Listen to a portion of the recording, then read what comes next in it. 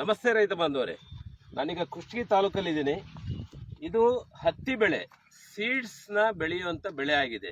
ಅಂದರೆ ಬಿತ್ತನೆ ಬೀಜಕ್ಕಾಗಿ ಬೆಳೀತಾ ಇದ್ದಾರೆ. ಸೊ ಈಗ ನಾವು ರೈತರನ್ನು ನಾನು ನಿಮಗೆ ಪರಿಚಯ ಮಾಡಿಸ್ತೀನಿ. ಹನುಮಂತು ಅವರು. ನಮಸ್ತೆ ಹನುಮಂತು ಅವರೇ. ಹಾಂ, ನೀವು ಎಷ್ಟು ಎಕರೆ ಇದೆ ಇದು? ಒಂದು ಎಕರೆ ಐತೆ ಸರ್. ಒಂದು ಕರೆಕ್ಟ್ ಅಲ್ವಾ? ನೋಡಿ, ಯಾವುದೇ ಬೆಳೆಗೆ ಮಣ್ಣು ಮುಖ್ಯ. ಮಣ್ಣು ಚಲೋ ಇದ್ರೆ ಬೆಳೆ ಚಲೋ ಇರ್ತದೆ. ಸೊ ಮಣ್ಣಲ್ಲಿ ಬಹಳ ಮುಖ್ಯವಾಗಿ ಮಣ್ಣಿನ ರಸಸಾರ ಅಂತಾರೆ, pH ಮುಖ್ಯ. ಆ pH ನಿಮ್ಮದ್ರಲ್ಲಿ ಎಷ್ಟಿದೆ ಅಂತ ಇಲ್ಲಿ ನೋಡೋಣ. pH 7 ಇದೆ ನಿಮ್ಮದ್ರಲ್ಲಿ. ಎಷ್ಟಿದೆ? 7 ಇದೆ.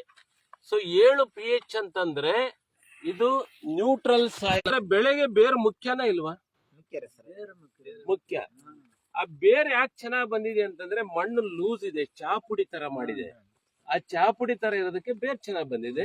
ಮಣ್ಣಿಗೆ ಆಮ್ಲಜನಕ ಚೆನ್ನಾಗಿ ಸಿಗ್ತಾ ಇದೆ. ಅರ್ಥ ಆಯ್ತಾ?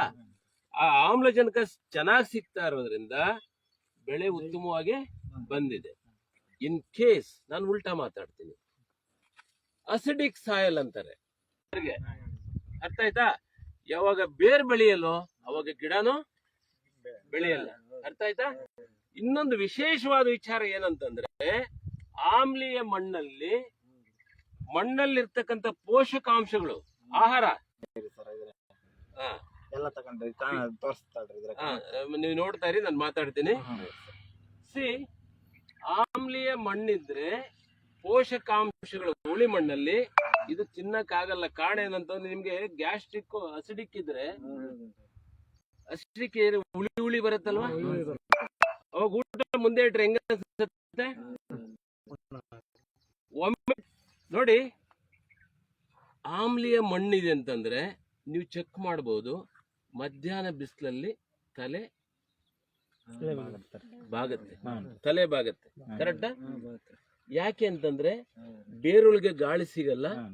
ಗಾಳಿ ಸಿಗದೆ ಇರೋದ್ರಿಂದ ಬಿಳಿ ಬೇರು ಅಭಿವೃದ್ಧಿ ಆಗಲ್ಲ.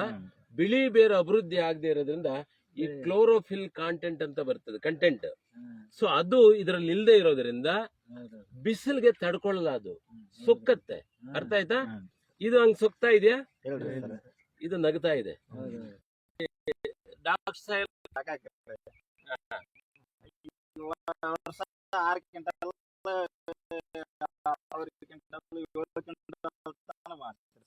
ಬರ್ತಾ ಇದೆ ಅಂದ್ರೆ 2 ಕ್ವಿಂಟಲ್ ಡಿಫರೆನ್ಸ್ ಇದೆ ಅವ್ರಿಗೂ.